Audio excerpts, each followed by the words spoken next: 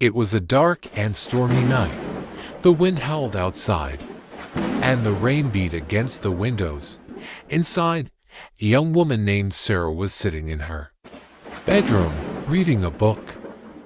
She was supposed to be sleeping, but she couldn't stop thinking about the old mansion that stood on the hill behind her house.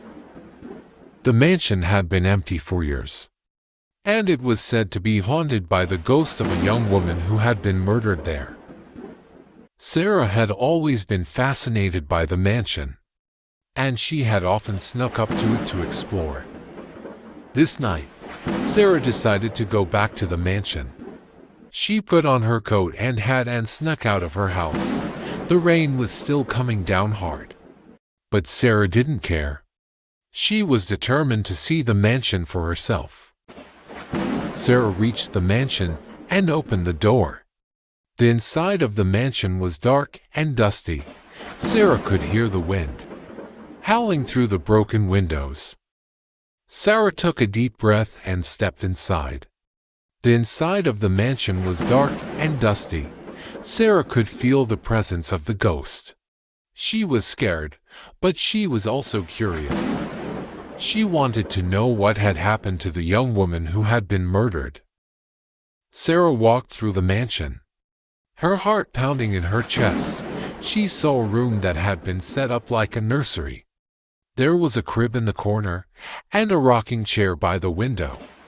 Sarah went into the nursery and sat down in the rocking chair. She closed her eyes and tried to imagine what it would have been like to live in the mansion.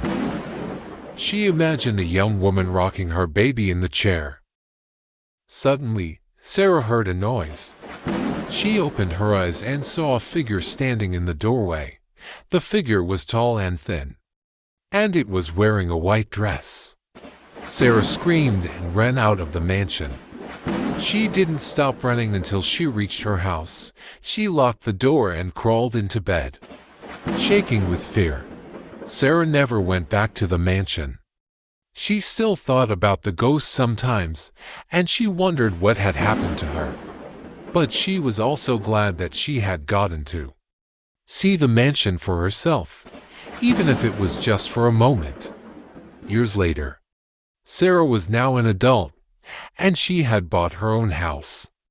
The house was near where Sarah had spent her childhood. Sarah could see the mansion from her backyard. One day, Sarah was working in the garden when she looked up at the mansion, and there, in the doorway, she saw a figure. Sarah's heart started to race. The ghost had returned. Sarah slowly walked towards the mansion, careful not to frighten the ghost. The ghost smiled when it saw Sarah. "Hello, Sarah," the ghost said. "It's been a long time." Sarah was surprised. The ghost knew her name.